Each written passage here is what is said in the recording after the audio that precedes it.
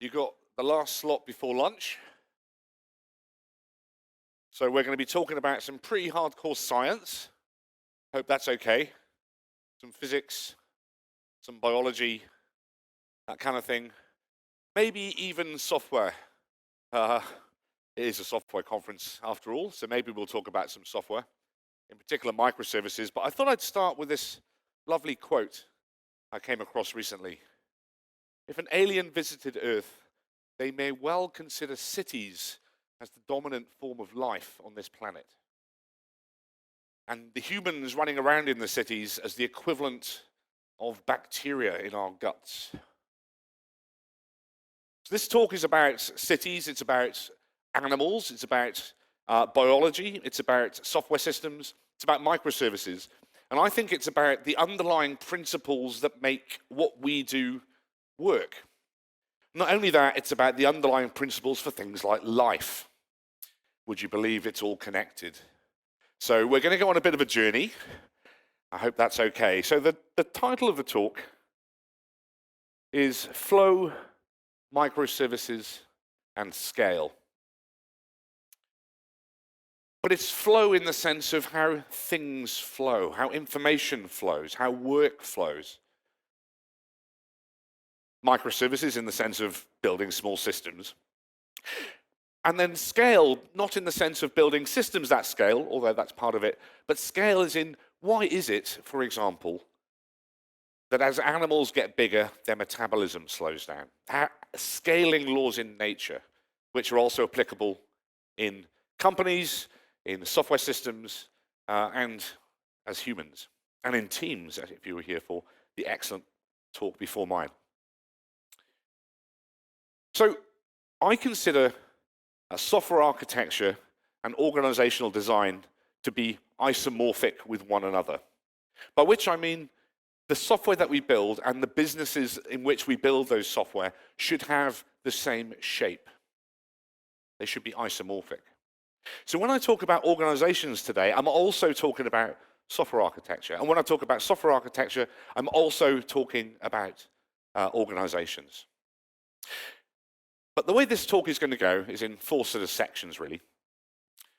The first one is on corporate metabolism. Why is it that everything slows down the bigger an organization gets? Now, I'll ask for a show of hands. Who here in the room works in an organization that gets faster as it gets bigger? Okay, for those at the front, that's 0 hands up. Yeah, and there are reasons for this. Actual physical reasons. We'll talk about some of that. Then we'll go on to talk about whether we can do the equivalent of take our organization's pulse rate and temperature and blood pressure. Can we identify signs of aging in organizations and therefore in the software architectures that we build for those organizations? We'll then go on to discuss a little bit about corporate mortality. Turns out companies die all the time. Quick fact, 50% turnover of listed companies on stock exchanges. 50% every 10 years. So the half-life of a company on the stock exchanges is about 10 years. They go into administration, they go bankrupt, they get acquired, and so on. Why is that? And then finally, we'll end on a bit of a high. I'm going to teach you how to, in your organizations and with the software you're building, how to make so much money that Croesus would even feel guilty. More money than God ever dreamed of. And then maybe at the end, come crashing down to earth with why that's going to destroy the entire planet. But, whatever. But first of all, I'd like to ask this question to ponder over the rest of this talk. And in order to answer this question, you have to understand something, a fundamental law that Galileo came up with a little while ago, a few hundred years ago. This is Galileo's scaling law, and Galileo's scaling law says that the volume of a thing scales faster than the surface area of a thing, right? So volume scales by n cubed, area scales by n squared. And keep that in mind, and we're going to answer this question at the end. How wide would Godzilla's legs need to be to keep Godzilla up? And if I give you a hint, that Godzilla is about 110 meters tall in the movies. So you try and work out how wide its legs are going to be, right? We'll come back to that at the end. So some years ago now, 5 years ago, myself and Martin Fowler wrote down the first definition, really, of microservices. And we said, we can't really come up with a real definition. We can just describe this set of common characteristics of what organizations that are building microservices successfully in production, deploying and using them in production, the characteristics of what they were doing. And it was this set of characteristics.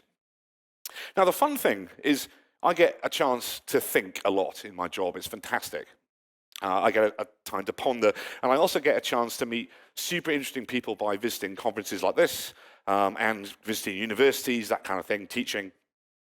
And so I get to sort of think about maybe what the underlying principles are behind some of this stuff, behind these characteristics that have gone on to make microservices into a predicted $33 billion a year industry, would you believe, by 2021. Sorry about that. I've got none of it. I have none of that money. So you can feel better or worse for me, depending. But what are the underlying characteristics of these things? So a lot of them talk about scale, talk about smallness. A lot of them talk about boundaries, componentization, modularity, cohesion, coupling, these kinds of things. And so I got to think, why is it? What is it about these things? Are there underlying reasons why the smallness, the modularity, which we see in lots of other places, as we'll come on to, make these things successful? So obligatory microservices talk wouldn't be complete without a definition of Conway's law. So Mel Conway, who I believe came out of retirement at this very conference some years ago, which is amazing to see him up on stage. He said organizations which design systems, yada, yada. Essentially what he's saying is that information bandwidth within our organizations, they constrain how the software we build looks, the shape of it, the topology of the software we build. Our organizational topology constrains our designs. My colleague Evan Botcher described it as design the organization you want and the architecture will follow, kicking and screaming eventually. And much like Mel was on stage here, and I'm sure many of you got to meet him, I was very lucky because I went to a workshop beginning of this year on this beach, which is Shoal Bay East in Anguilla. There was a workshop there called the Anguilla Institute of Technology Architecture Workshop or something. Some other attendees, I think, are maybe in the room. But on this beach, we were talking about a bunch of stuff, including Conway's Law. And I got a little selfie done. For those of you who haven't come across him, this is Mel Conway. Mel Conway was also at this event. And so we got to talking about the uses we'd put Conway's Law to over the years. And Adrian Cockcroft, who's there next to Mel and next to me in the middle, he was talking about Netflix and when he was VP engineering at Netflix, how they organized their teams according to Conway's Law. So they would have teams sitting next to each other if they needed to talk to each other a lot. So you have the UI team sitting next to the platform API team, then you've got service teams sitting next to platform API. So if you need to talk to someone, if you need high bandwidth communication, you sit next to them. And Mel Conway's just, he said, I wrote this in 1968, and you're telling me these unicorns are doing this now. He was completely flummoxed by this whole idea. But then we got talking with some other people about Conway's Law in a slightly deeper way, information theory, information theoretics. And you must have come across this quote, Fred Brooks, Mythical Man Month, adding manpower to a late project will only make it later. This is canon in what we do and how we work these days. But then someone at this event, I can't mention who, but they were from Amazon, they actually said, the bigger we get, the easier it is for us to get bigger. The more teams we create, the easier it is to create more teams. The more products we build, the easier it is to create more products. I'll refer you back to that show of hands at the start. That's not very common in our industry. So I started thinking about why is this, and we talked a bit more. And someone pointed me in a direction and said, have a look at some of this research. And so I did. And I'm going to share some of that research with you now. Because I went off, I sort of looked at some numbers and warning, this graph is not particularly meaningful. It's got too few data points. But what this shows is Amazon's revenue year on year plotted against Amazon's employee count year on year. And as Amazon is doubling in size, specifically AWS, as it doubles in size, it more than doubles the revenue it makes. Right, so this exponent up here, 1.15, as Amazon doubles, it more than doubles revenue. We'd like to be doing that, wouldn't we, folks? In our software organizations, in our businesses. And so the rest of this talk is really about why that might be the case. But first, I'm afraid, before lunch, we're going to have to go through a brief and almost certainly incomplete introduction to nonlinear dynamics and complex adaptive systems. I hope that's okay. Now you might want to put your tinfoil hats on if it's not. So here's a question for you. What do mice and elephants have in common? Anyone? Bueller? They're both mammals. They are both mammals. Got a hand up one over here, I think some. Same mammals. Yes, they are both mammals. Someone mentioned heartbeats. This is Kleibert's law. So all mammals have roughly the same number of heartbeats in their lifetime. 1.5 billion, give or take, right? All mammals. Actually, all mammals have the same blood pressure, would you believe? All mammals have the same. We have the same blood pressure as an elephant and as a mouse. We have the same number of heartbeats as an elephant and as a mouse. But if that's the case, something else must vary. What this is showing, this graph, it's showing a particular type of power law, a scaling law. And it's showing the metabolic rate scaling law. So for mammals, metabolic rates scale with an exponent of 3 over 4, so it's less than 1. So as you double the size of a mammal, it needs less than double the number of calories for double the number of stuff, double the amount of stuff. That's quite peculiar, isn't it? You'd think if you doubled the size of an animal, they'd need to eat double the amount of calories, but they don't. Only 3 over 4. It's metabolic rate that changes as animals grow in size. Same number of heartbeats, same blood pressure, but metabolic rates scale. So as a mammal doubles in size, it only needs about 75% calories. This is another scaling law. This is revenue by employees. Turns out that revenue in general, the listed companies where data is available, this is a limited subset of the data. There's more data now which shows it's not this figure. It's not 75%, it's 85%. As you double the size of a company, you get 85% of the revenue out. Just a thing. Based on, it's empirically true, that's what happens. You get 85% of the revenue out. Yeah, that's a kind of weird thing as well. Amazon, 115%. Most companies, 85%. Why might that be? Here's another one. 2 cities in Germany, roughly one double the size of the other one. Turns out with cities, infrastructure scales with a similar scaling law, 85%. So as you double the size of a town, you only need 85% of the stuff, the infrastructure in that town.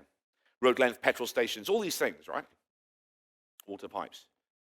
And all these things are examples of what economists call economies of scale. In fact, it's the very definition of an economy of scale. But it also points to something weird going on in nature.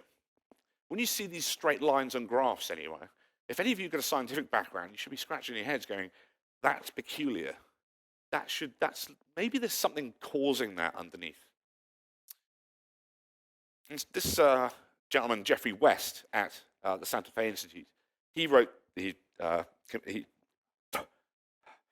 this. Quantities that do not change when other parameters of the system change, they play a special role in science because they point the way to generic underlying principles that transcend the detailed dynamics and structure of a system. When you see straight lines, nature is trying to tell us something. What that might be is what the rest of the talk is about. So to define terms, economies of scale, when you double one quantity, you get double of the other quantity. Sorry, that's linear scaling. Sublinear scaling, or economies of scale, is when you double one quantity, you get less than double the amount of the second. So I got interested in complexity science a little while ago reading this book. It's called The Quark and the Jaguar by a guy called Murray Gell-Mann. He named quarks. That's what he's famous for, won a Nobel Prize for contribution to nuclear physics. And in this, he talks about, the fascination he had with why is it that things so small like quarks and atoms, when you put them together, turn into things like jaguars or humans or elephants? How is it you get such complexity from such simple systems, from such simplicity? And so with some other friends from Los Alamos and others, he sort of founded this institute called the Santa Fe Institute. And one of its missions is to be multidisciplinary in its approach to science, to bring people together from very different disciplines to talk about complexity, to see if there's a new type of science that they could create, or new discipline. You must have heard the old joke about, science, everyone's all siloed up, I'm a biologist, I'm much better than you chemists, and the chemist is going, well, but that's just applied chemistry, and you've got the physicist saying, well, you're just an applied physicist, and you've got the mathematician all the way over the other side of the room saying, well, it's all maths underneath, right? It's the XKCD cartoon. Well, the Santa Fe Institute was set up to sort of break those barriers, essentially, to create a new type of science, to get rid of this idea of these and form cross-disciplinary teams. And at the Santa Fe Institute, where they study these things called complex adaptive systems through models and simulations and things, they've identified 4 properties that go into the definition of what these things are. So self-similarity is the first. So things like, for mammals, self-similar cells. We have the same cell as a mouse and as an elephant. Self-organization. We self-organize from very simple things into very complex things. Right? Complexity. Basically, the whole is greater than the sum of the parts. You can cut us up into infinitesimally small bits and get the quarks, but all those quarks don't tell, if you put them all back together, they wouldn't be me. The whole is greater than the sum of the parts. And then emergence. Emergent properties, life, consciousness, that sort of thing. And the thing is with complex adaptive systems is that they're everywhere. Everything you look at, more or less, is a complex adaptive system. So humans are, the software that we write is, the teams we work in, the organizations in which we work, the cities in which those organizations are based. All these things are complex adaptive systems. The architectures that we design have emergent properties. We all know this. The teams who write software, they create software that would never be replicated if you tried to run the same process again. And what's more, they've sort of identified 3 simple principles that go to the heart of these scaling laws and can predict these scaling laws in nature. For organizations, for the software we build, for us as humans. And these principles are pretty straightforward. First one is this idea of networks, different types of networks, hierarchical space-filling networks. These exist. This could be basically a diagram of 50% of the architectures that you work on in this room, I imagine. It's basically a web server that talks to a bunch of other different systems. It's also a model of, say, the hierarchy, the org chart that you've got in your company. It's also, as it turns out, what our circulatory systems more or less look like, and our nervous systems. So these idea of space-filling fractal networks, in this case a hierarchical one. The next one is invariant terminating units, which is my favorite new phrase to describe my teammates. And I'm trying to get ThoughtWorks, the company I work for, to stop having a staffing function and to have an invariant terminating unit function, because in companies, invariant terminating units are people, and in cities, they're people in houses, and in biology, they're cells, essentially. And then the third thing you need is feedback, optimization of the system. So in nature, that's evolution. It's been optimizing life for hundreds of millions of years. Market forces have been doing the same for less time for companies and actually for cities as well. So with these 3 principles, you can basically describe the data that I showed earlier, including why Amazon is growing so fast. So, to summarize what complex adaptive systems are, they're everywhere for a start, and they can explain all these different patterns around nature. All these different things you see in nature are explained by these 3 principles to 0th order. And in general, these properties scale with an exponent less than 1. They exhibit sublinear scaling. As you double the size of a thing, it less than doubles the other quantity. But fundamentally, a mouse and an elephant, they're the same thing. We are exactly the same as the dog that we have mathematically as our pets. That's a weird thing, isn't it? I promised I'd talk a bit about something that isn't biology. So here's corporate metabolism to start. Why is it that metabolic rates slow as size increases? This is the Galileo's law I talked about. So as you double the size of a thing, you get volume scales by the cube, surface area by squared.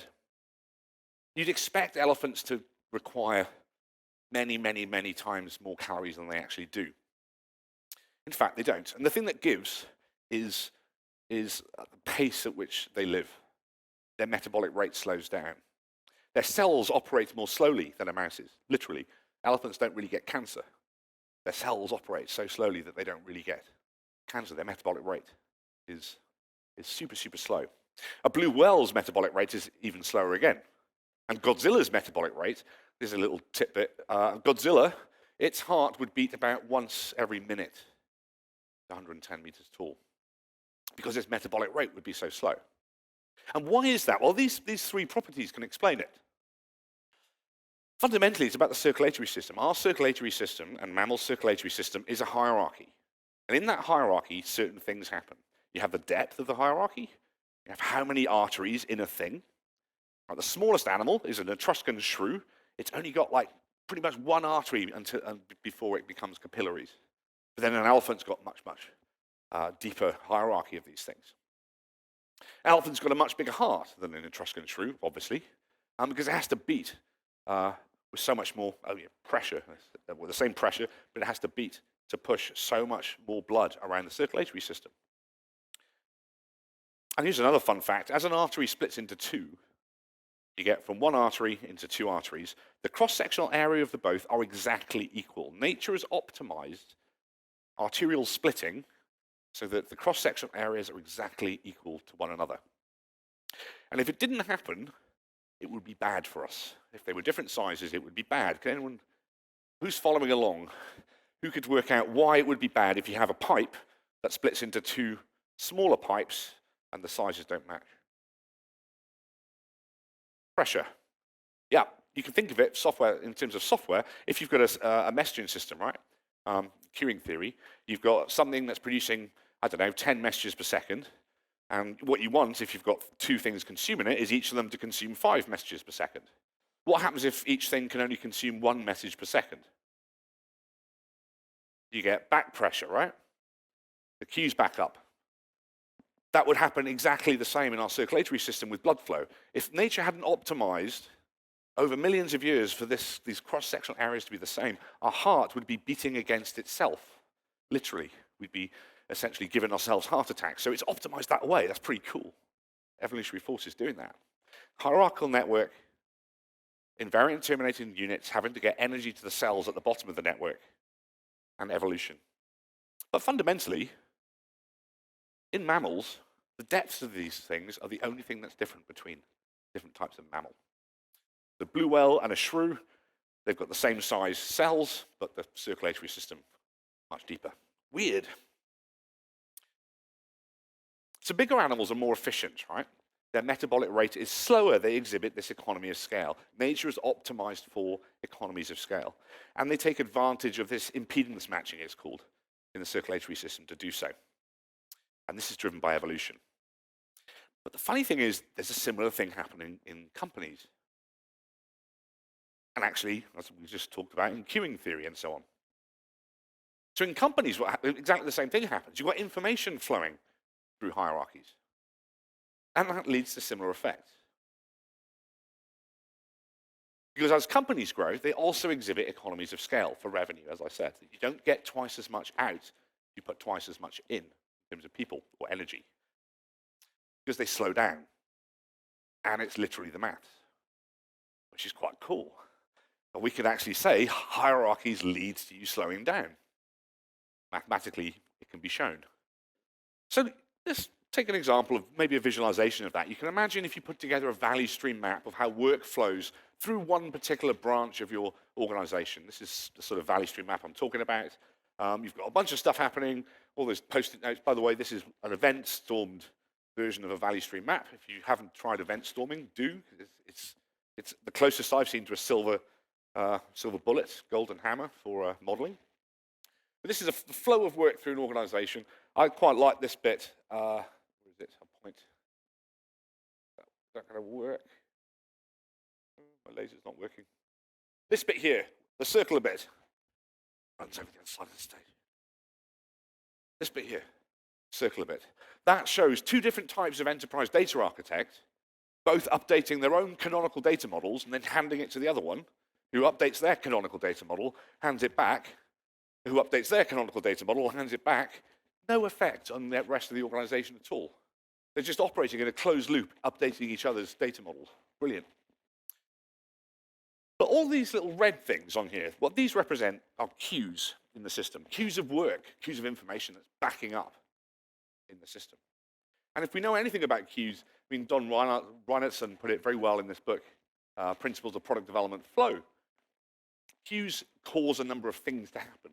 They lead to longer cycle time, they lead to increased risk, et cetera, et cetera. Essentially what you're doing when you put queues in front of teams, queues of work, is you're forcing impedance mismatching of the work. And we said in our circulatory system, that's a bad thing, right? It leads to heart attacks. When you have a buildup of plaque in your arteries, it leads to the heart attacks. Bad stuff. Same thing in organizations.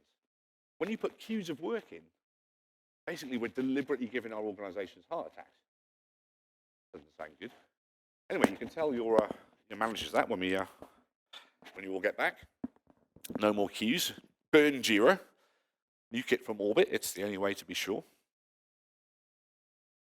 So, quick summary of corporate metabolism. As companies scale, they add more and more layers of hierarchy. And just the hierarchy itself causes things to slow down. Right? In the same way that mammals slow down. Similarly with software systems.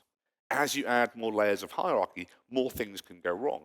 There's more chances for back pressure to occur, impedance mismatching, failures to happen. And the increase in size, the depth of the network, that literally, mathematically, points towards a slower metabolic rate for bigger companies. But we also deliberately do things. So I'm going to, it's a bit depressing at this point because essentially we all work, most of us work in organizations with hierarchies. You know, it's kind of crap. There's no, it's inevitable essentially that as we grow, we're going to add more layers into the hierarchy. Things are going to get slower and slower and slower. But I think we can actually act to identify these things through some other research that's come out in the last sort of 5 years. Again, some of the most important work I think that's happened in our industry for a long time. So summarized in the book Accelerate. If you haven't read this book, I suggest you please go and get it. It's fantastic, and it summarizes the 5 or so state of DevOps reports that were published up until that point, and describes the model that they used in order to create statistically valid results, identifying trends in our industry and what makes organizations high performing or not. Essentially, all that correlates with high performance. Here's a fun fact. Change request boards predict low performance in organizations. If you have a change request board, it predicts that you're going to be in a low performing group, as in low performing by revenue. If you don't have one, doesn't say anything, but if you have a change request board, and you can think about that based on what I said about blocking our arteries. Basically what we're doing with change request boards is we're essentially forcing like blood to stop every time we have to go to the change request board, if you like. Information flow stops, starving teams of downstream of work and putting back pressure up the system, deliberately giving ourselves heart attacks. Another one, outsourcing by job function. This is correlated with low performance as well. So if you outsource testing, it correlates with low performance. If you outsource an entire product build, for example, that doesn't correlate, which is good because I work for a consultancy. We build products for people. So it would suck if I had to stand here saying, don't hire me because you'll be low performing, but that's not the case.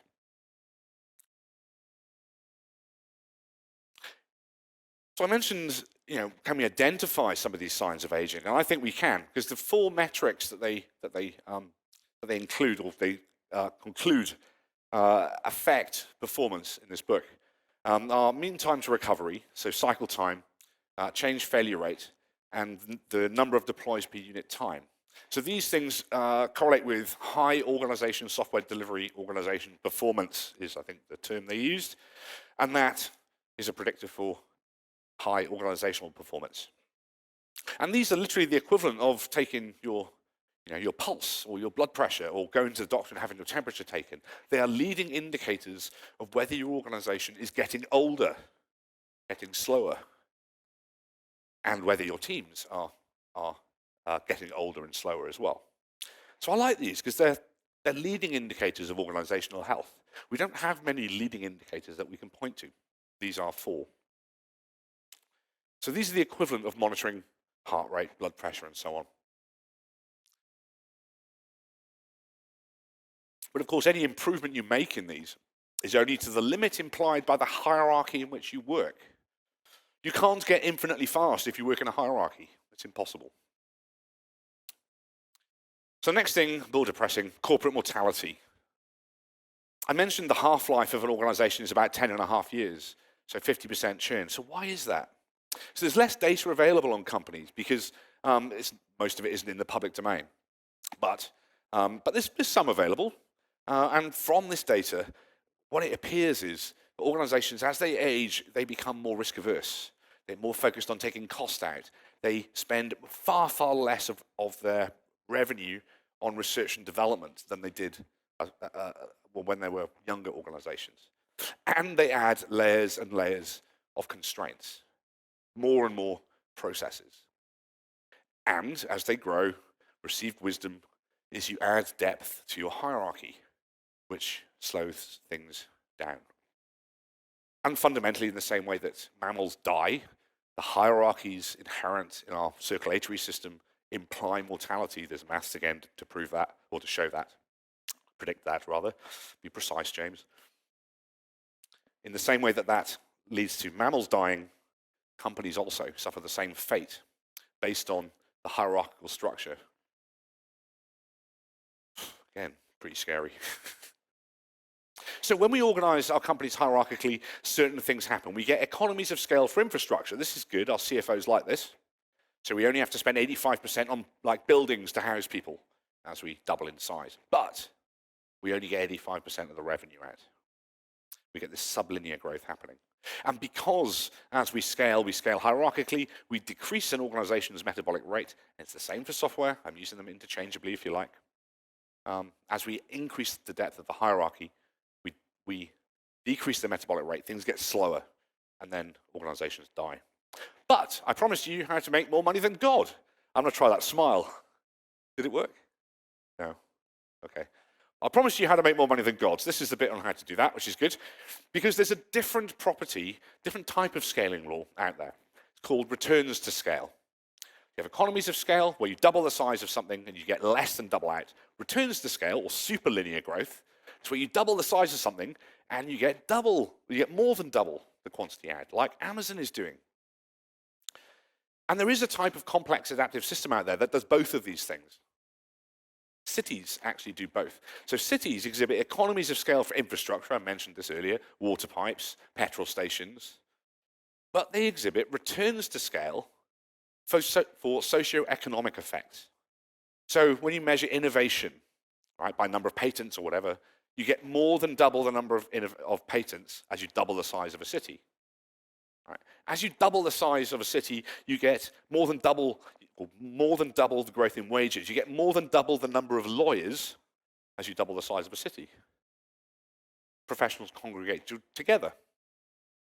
Oh, and you might think as you go to a big city like London or whatever, everything moves so fast. It does. There's been research done that looking at mobile phone data that shows that walking speed scales superlinearly with city size.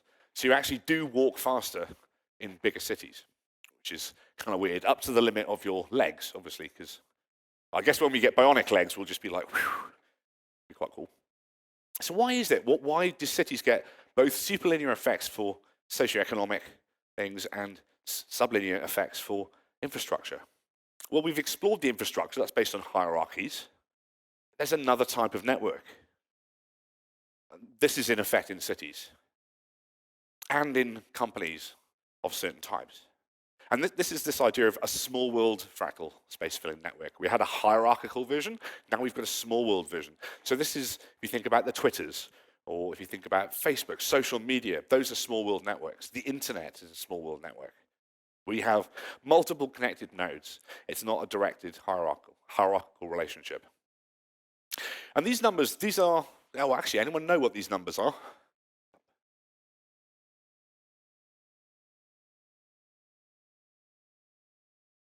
Dunbar's number in the front row, very, very good, yes. These are Dunbar's numbers, commonly accepted.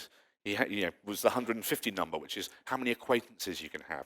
But actually, there was a series of Dunbar's numbers to do with the types of relationships you can hold in your brain. To do with how our brain is wired, essentially. 5 is the smallest. This is your absolute nuclear closest set of connections. I guess those ones who, when you give them a hug, you get the most, what was it, dopamine from, or whatever it was. This is tricky for me, 5, because I've got a family of 6 people. So either I do actually love one of my kids less, or my wife is in trouble. I'm not quite sure which is going on, but awkward. But as these numbers scale, the sort of type, the depth of the relationship you have with people tails off. But the fun thing is, with Dunbar's number, this is literally what's causing these effects in cities. So as you go from a village where Dunbar's number of 150 might be the entire village, right? You might all your acquaintances are just the people who live in the village, of all the different types of people who live there. As you double the size and go to a town or up to a city, you get to choose who you associate with. We get to choose to come to build stuff, to associate with people like ourselves, if you like, who are interested in the same things. And this has this multiplicative effect on innovation, on wage growth, on number of professionals. Kind of fun. So you have this idea of returns to scale, which is based on small world networks, human interactions, Dunbar's number, and then hierarchies, which lead to economies of scale. And you can kind of think of that, as you increase the size of a small world network, or a microservices architecture, or a set of product teams that are disconnected building products on a platform, you can just add more of these things, and they have very little impact on the other teams. And this is why we're seeing, as a consultancy, more and more big organizations saying, actually, there's nothing we can do about this. We're going to create a little challenger to ourselves off to the side. Newco is the pattern. Our legacy, we just can't deal with it anymore. So rather than try and get rid of our legacy, let's create a new company which doesn't have that legacy and start there. Because you can start building these little networks out then, piece by piece.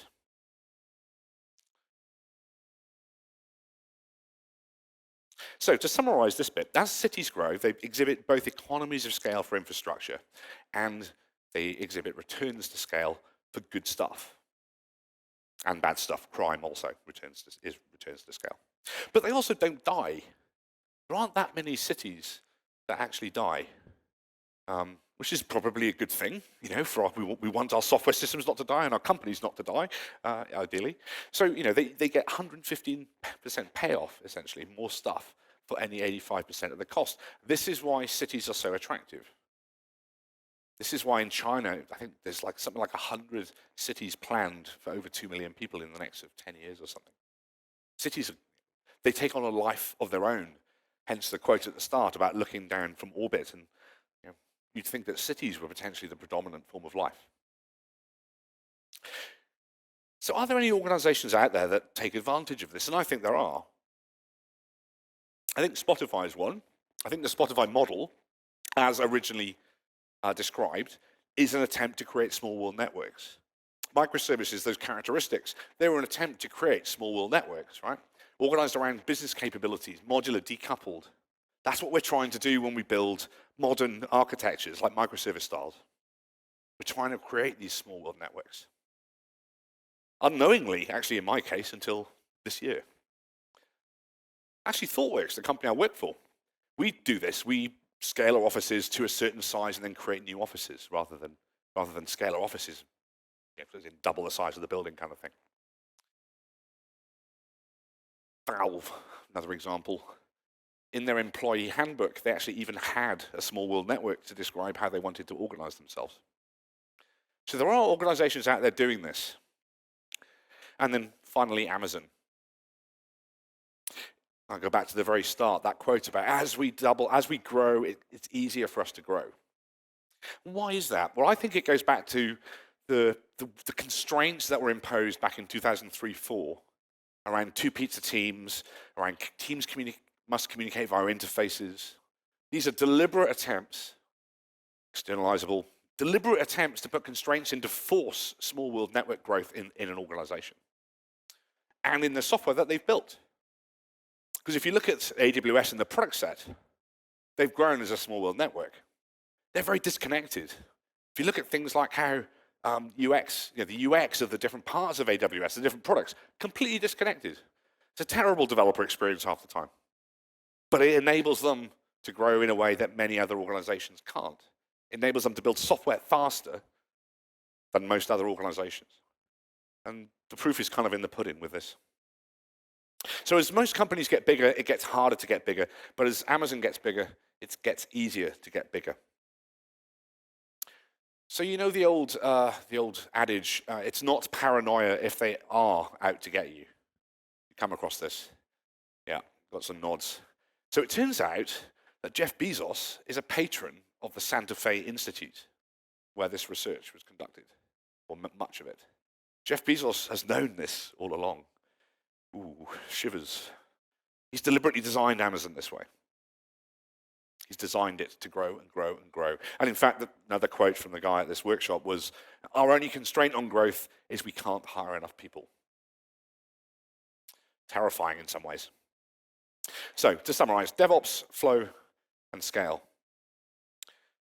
Quantities that do not change, they show us something interesting about the software that we build, I think. They show us something interesting about the underlying principles, about why the stuff we do works, whether that's in the organizations we're working, how we should structure our teams, whether it's the software architectures we're building, how we structure those as small world networks. So we talk a lot about business capabilities, breaking things up, not just into services, but into business capabilities, which are isolated from one another. These are attempts to create small world networks. And I guess almost like we were searching the solution space for the thing that sort of worked best in building software, building architectures. And we sort of stumbled across this, if you like, this idea of small world networks almost accidentally, or I did. So as I say, these sort of microservice principles or characteristics, a lot of these are related to the designing small world networks. So I'm supposed to leave you with some takeaways, so I shall leave you with some takeaways. Performance can be predicted by the rate at which information and work flows in your organization, and there are leading indicators of those things, right? So the 4 key metrics are leading indicators. So start where you are, get the basics under control if you're in an organization that is hierarchical and isn't monitoring these 4 key metrics. So track organizational health, work to sustainably improve these things. The next thing is about innovation. Don't skimp on it. It's literally the lifeblood of the organization. Okay, it's a metaphor, so it's not literal, but it's metaphorically the lifeblood of the organization. And then this idea of social networks and social network-oriented growth, leading to super exponential revenue growth. Sublinear growth or mortality, these are fundamental properties of hierarchies. If you're organized hierarchically, this is what you get. You get sublinear growth. But if you organize around social networks, potentially you can get superlinear growth. So how do you do that? Can you experiment with social networks? Can you create smaller teams? Is this idea of NUCO something that would be interesting if you're in sort of engineering management or leadership? And then think externalities. When building these things, think about how can we hive them off? How can we maybe sell these things externally? This is what Amazon did so successfully with AWS. Right. This is the depressing bit. If we all go out and suddenly our organizations start growing superlinearly, that has implications, right? So cities growing superlinearly, they consume superlinear amounts of energy. Now, cities are growing, they're consuming more than double the amount of energy when they double in size. We're having to produce more than double the energy for each city. They suck resources in from the surrounding area. Amazon kind of doing the same. If we all start doing that, that might be bad for the planet. So that's one thing. There is work going on around sustainability. How can you create these networks that are actually sustainable? So you can look into that. It's quite interesting. It tends to be around things like entropy and how we can go back to using the sun rather than fossil fuels. The other thing that's quite scary is this superlinear growth actually implies something that, well, in the maths, in the equations, around about the year 2050, there is something that's technically known as a discontinuity in the growth curve. Essentially, growth is going like this and this and this, and then about 2050, there's a singularity, finite time singularity in these equations for growth. Now, as a former physicist, singularities tend to be things like black holes. They're not great things, right? And a singularity in human growth doesn't also sound that great to me. So we need to be thinking about this. 2050, a bit of a scary date. And finally, how wide do you think Godzilla's legs need to be? Sorry? 10 meters. 10 meters. Any other guesses? No. I did this in the States, so it's in different units. About 20 meters they need to be across to hold its weight. If you scaled as a mammal, the 20-meter diameter legs Godzilla would, which is quite cool. I mentioned its heart would beat once every minute or so. It would also weigh 100 tons, Godzilla, which is quite cool. It pumped about 2 million liters of blood around its body. Beat about twice a minute, and would urinate enough in a day to fill an Olympic-sized swimming pool. So I'll leave you with that tidbit and this quote by Stephen Hawking. I think the next century will be the century of complexity. There is no limit to the complexity that we can build using these basic laws. If you want to know more, I suggest going and having a look at these books. Accelerate, which is fantastic. First authors, Nicole Forsgren. Scale, which is a summary of a lot of this research by Geoffrey West. And then Complexity, which talks about the start of the Santa Fe Institute. I've got some primary references here as well for some of the original research papers behind it. So that's me. I've got a couple of minutes, but I'll be around for the rest of the day. So thanks very much.